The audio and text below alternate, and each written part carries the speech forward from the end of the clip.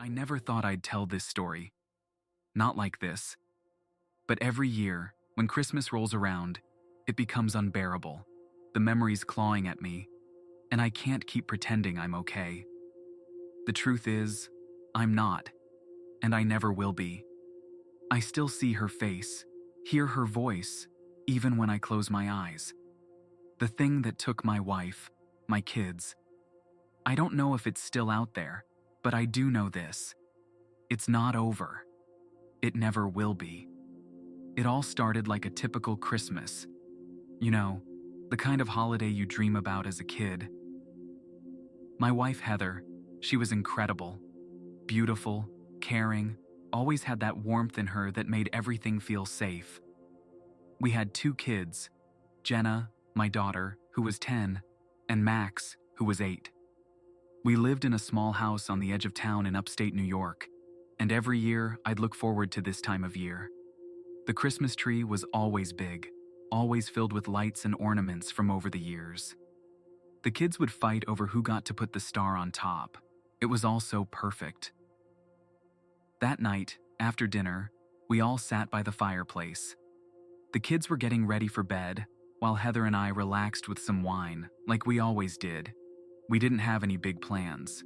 Just the 4 of us, together, as it should be.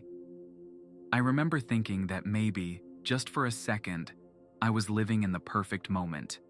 But the moment didn't last. Around 11 p.m., I got up to check on the kids, and Heather was already standing by the window staring outside. She wasn't doing anything unusual, just looking into the cold, dark night. But there was something off about it. Something I couldn't quite place. I asked her if she was okay, but she didn't respond. She just turned to me, her eyes wide, and whispered, "They're here." I tried to laugh it off, thinking she was just tired. But she didn't smile. She just kept staring at me like I wasn't even there, her hands trembling. That's when the first chill ran down my spine. "Who's here?" I asked, but before she could answer, she bolted. I didn't even have time to react.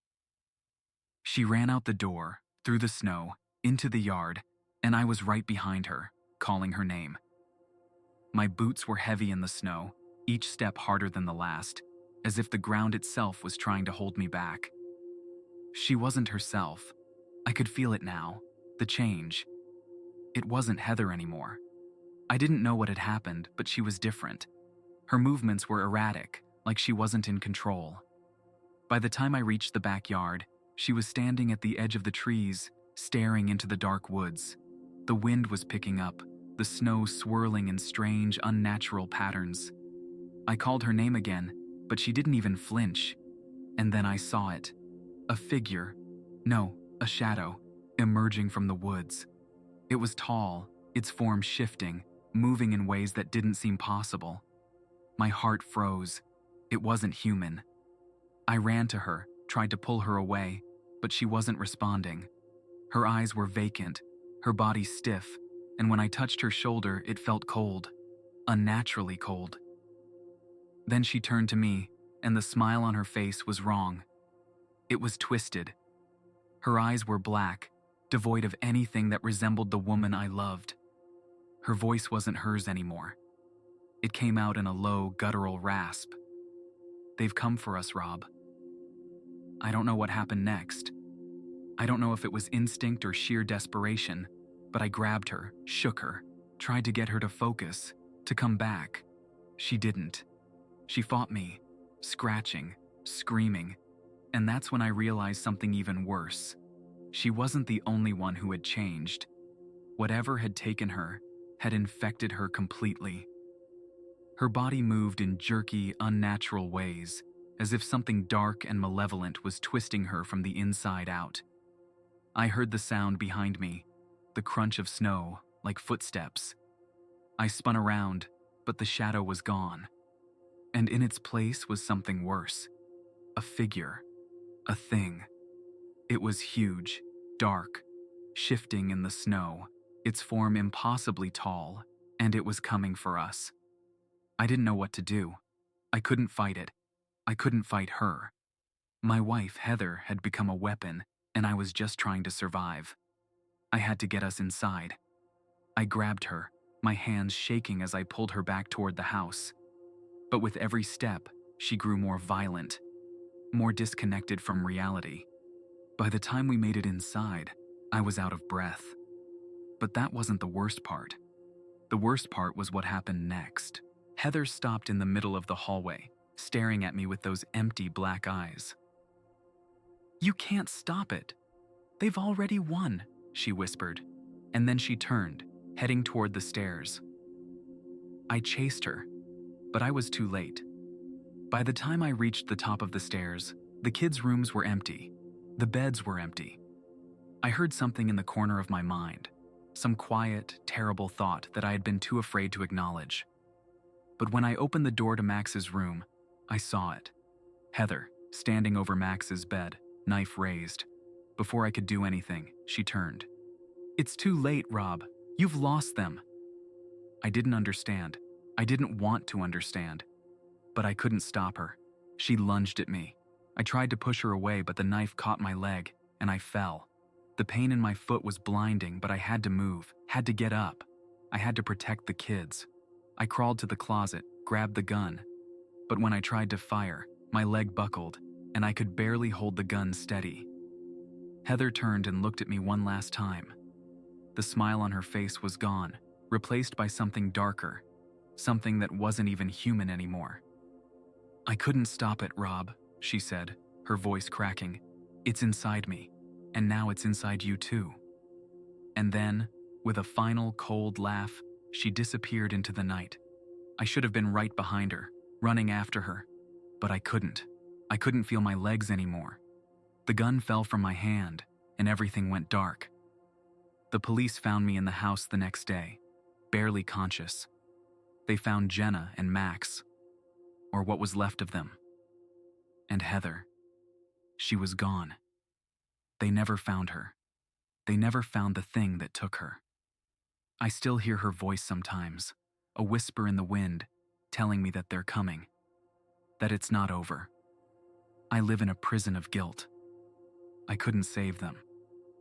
And every Christmas, when the snow falls and the wind picks up, I feel like I'm being watched. I can't escape it. I don't know if anyone can.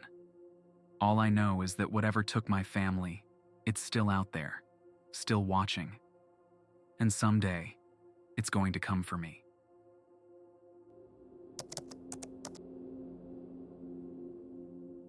Every year, we used to look forward to Christmas in my neighborhood, like clockwork. The cold air, the twinkling lights, the sound of kids laughing in the snow. Everything was perfect. I had a family, Amanda, my wife, and 2 kids, Olivia and Ben. Our house was always filled with the smell of fresh cookies, and our Christmas tree sparkled brightly in the living room.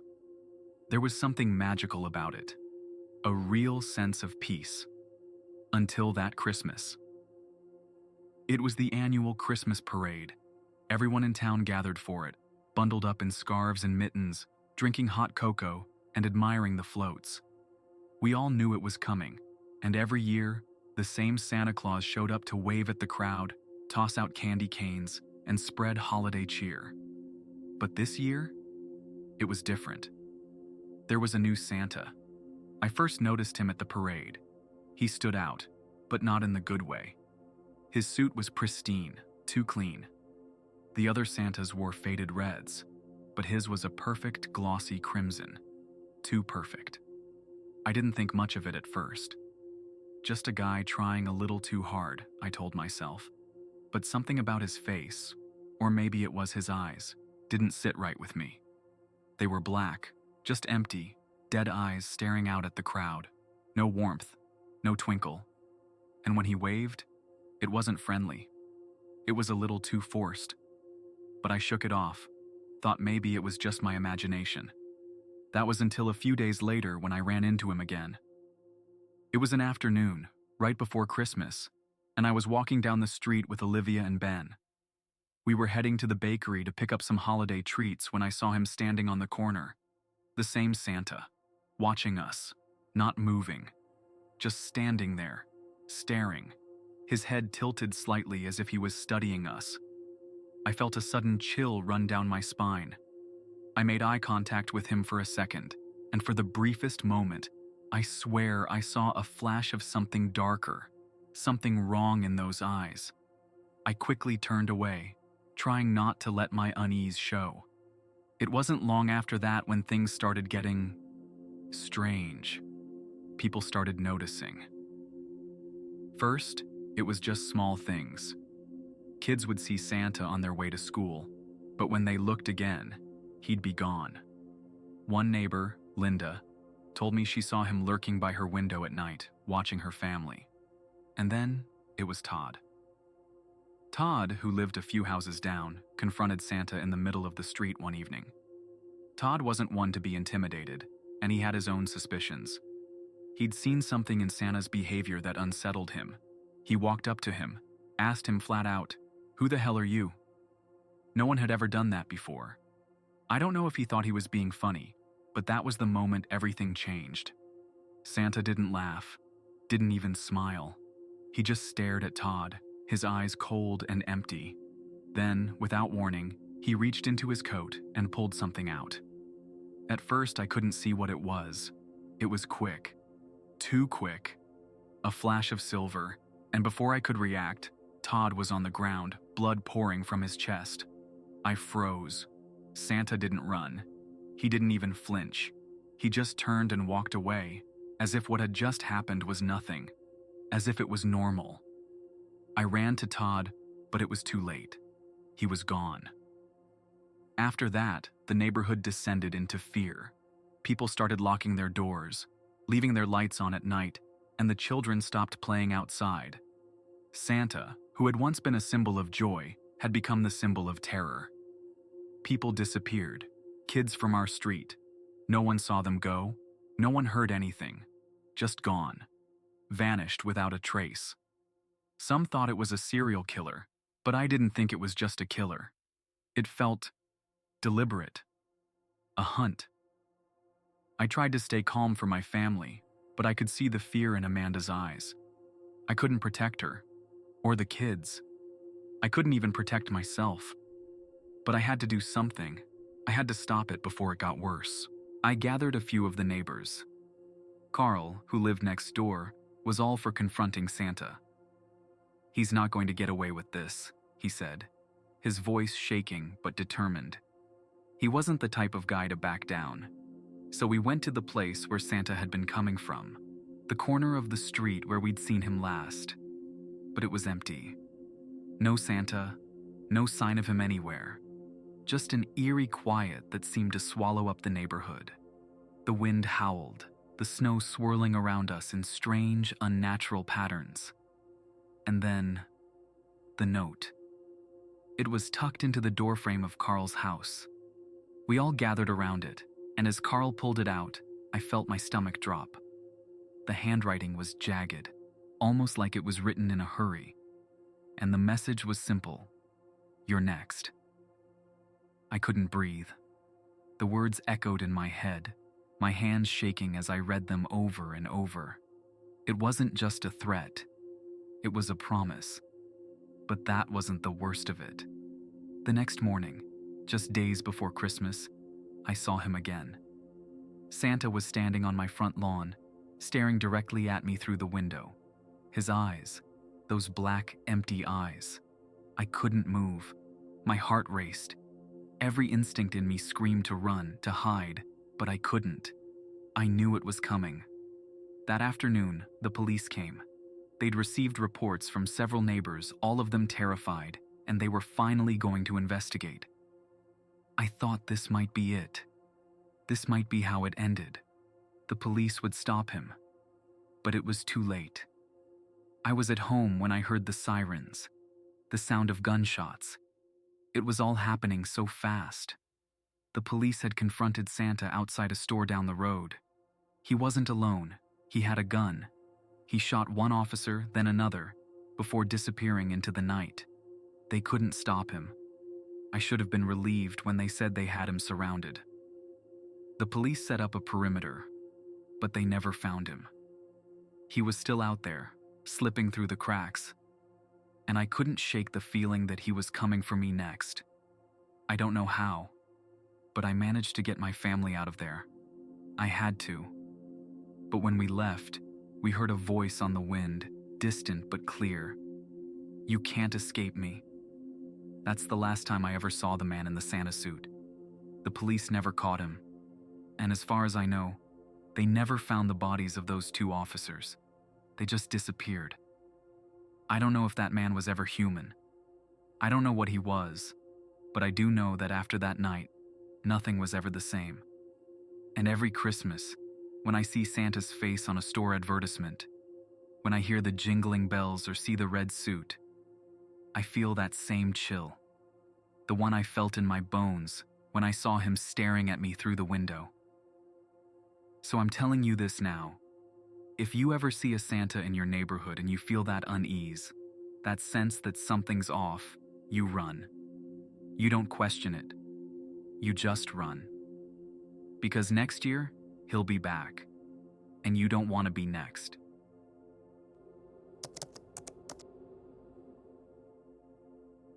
I still can't shake that Christmas night.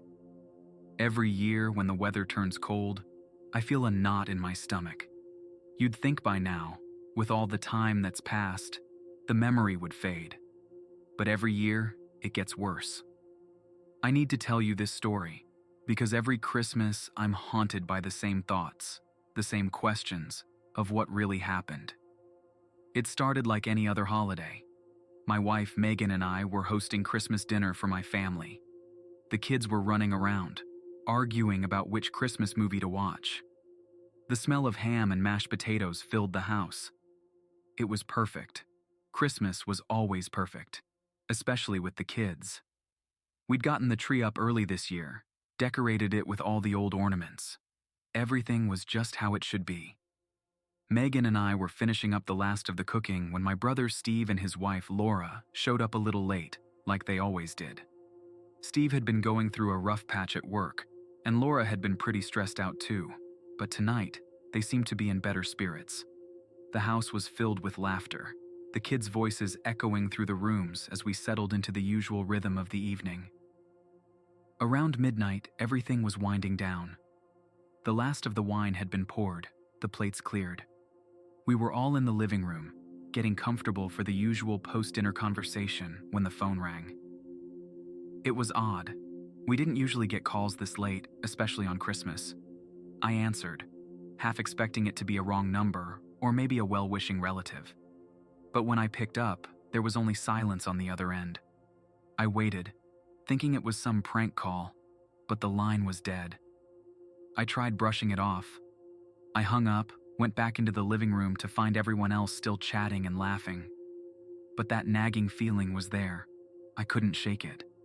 Something wasn't right. Not long after, Megan and I said our goodbyes to my family. The kids were half asleep as we loaded them into the car. I just wanted to get home, crawl into bed, and forget about the strange phone call. But when we got back to the house, everything felt off. The house was quiet. Too quiet. I walked inside first, followed by Megan. It was the same as always, yet somehow different. Something didn't feel right. I thought maybe it was just the late hour, or maybe the tiredness had me overthinking things. But when I got inside, I stopped dead in my tracks. There were muddy footprints on the floor, leading into the house. I thought it was strange at first, but then I thought maybe I'd stepped in the dirt when I went out to check on the car earlier. But when I looked closer, my stomach turned. The footprints weren't ours. They led toward the staircase, upstairs.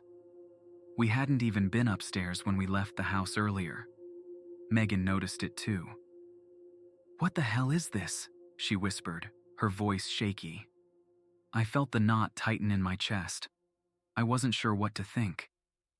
"Maybe the kids made a mess earlier," I said, trying to dismiss it. But as I looked closer, the footprint markings didn't make sense. No one had been upstairs all day. I grabbed a bat from the closet, thinking the worst. Maybe a burglar had broken in while we were gone. Maybe someone was still in the house. The feeling of dread started to creep into my veins as I walked through the rooms. Megan stayed close behind me, the kids still asleep upstairs. I checked the kitchen, then the bathrooms, and finally, the rooms. But no one was there. Everything seemed undisturbed. But I still couldn't shake the feeling that something was wrong. The unease clawed at me. We went to bed, hoping that it was just paranoia. But that night, neither Megan nor I slept well. Every creak, every shift in the house felt like a threat. I kept checking on the kids. I checked the windows. Every time I closed my eyes, I felt something was lurking, waiting. The next morning, we woke up to chaos. Steve was gone. At first, I thought maybe he had left early, maybe gone for a walk. But Laura looked panicked, frantic. "He's not here. He's gone, Rob. He's gone," she kept repeating. We searched the house, but there were no signs of him anywhere. No sign of a struggle. No forced entry. It was as if Steve had just vanished. We called the police, but they didn't find anything. The only clue was a single footprint, smeared with dirt, leading out the back door, but nothing else. The whole thing didn't make sense. There was no sign of a break-in. No evidence of anyone being in the house except us. But Steve was gone, and no one could explain it.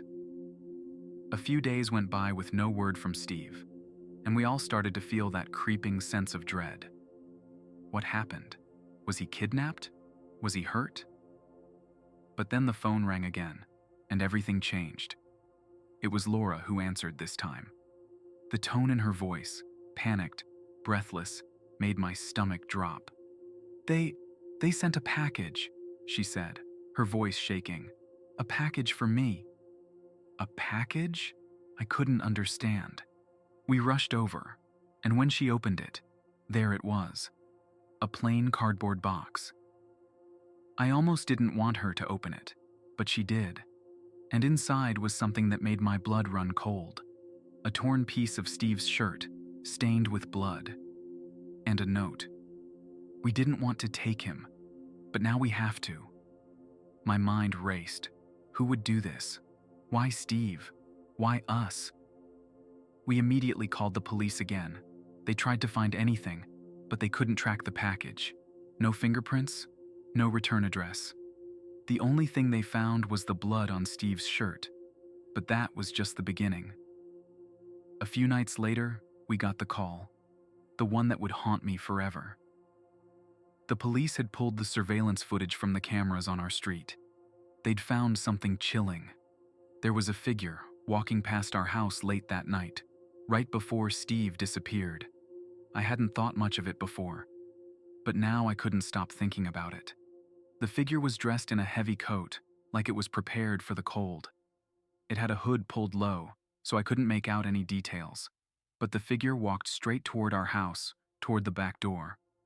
And the worst part? The police found a set of footprints, matching no one in our family, leading from our back door, just as they had before. But this time, there were more prints, lots more, all leading away from the house. Whoever had taken Steve knew exactly where to go.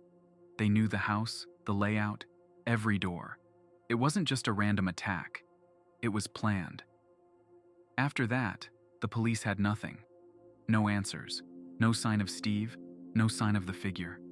He was gone. And I was left with the gnawing thought that it could have been me. It could have been any of us. Christmas isn't the same for me anymore. I don't trust the quiet anymore. I don't trust the calm. Every year, when that date comes around, I lock my doors tighter, check the windows, look over my shoulder, because I don't know who was watching us that night. But I know someone was.